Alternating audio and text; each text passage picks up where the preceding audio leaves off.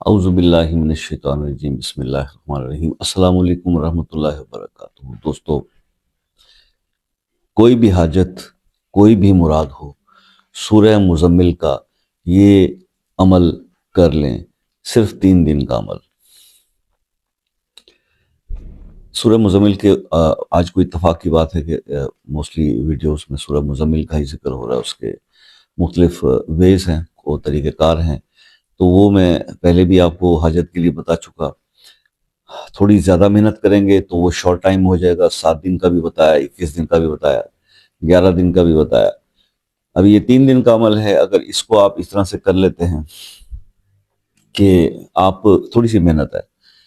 مسئلہ آپ کا کوئی بھی ہے، وہ آپ نے سوچ لیا، رزق کی پریشانی ہے، گھر گاڑی رشتے کا مسئلہ ہے، کوئی بھی اینی حاجت جو آپ کے ذہن میں چل رہی ہے، اس کو لے کر آپ نے یہ عمل شروع کرنا ہے۔ اور جس دن بھی آپ شروع کریں تو یہ ذہن میں رکھیے گا کہ آپ نے اس کو 3 دن تک جو ہے اس طرح سے پرفارم کرنا ہے کہ ہر نماز کے بعد اول پہلے 11 بار درود ابراہیمی پڑھنا ہے،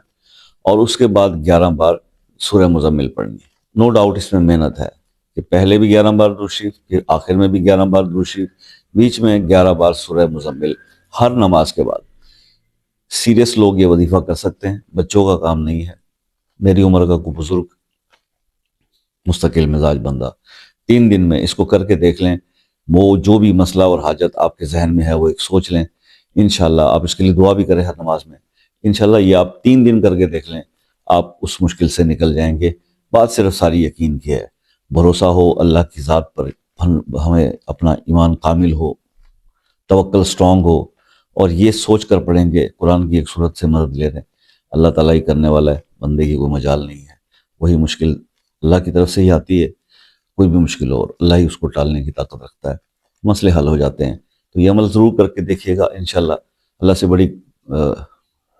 قوی امید ہے کہ آپ کا مسئلہ جو ہے وہ حل ہو جائے گا۔ ویڈیو کو لائک کمنٹ شیئر کر دیجئے، خصوصی دعاؤں میں شمولیت کے لیے اپنا مسئلہ کمنٹ کے ساتھ لکھ دیجئے، انشاءاللہ دعا کریں گے۔ ہماری کیا اوقات ہے جی، بندے نے کہا تھا کہ جی آپ کی کیا حیثیت ہے کہ آپ سب کے لیے دعا کا کہتے ہیں۔ دیکھیے، دعا کسی کے لیے بھی کرنا یہ تو ایک مستحب عمل ہے، آپ بھی کر دیجئے ہمارے لیے دعا، میں تو اکثر کہتا رہتا ہوں کہ دعا میں یاد رکھیے گا۔ اور اگر آپ بھی کوئی کہہ دیں گے کسی مسئلے کے لیے، ہو سکتا ہے میں گناہگار سا بندہ ہوں، آپ کے لیے بے لوث دعا کروں، اللہ قبول کر لیں اور آپ کا پرابلم سالو ہو جائے، تو اس میں کیا مذائقہ ہے؟ وہ باقی یہ ہے کہ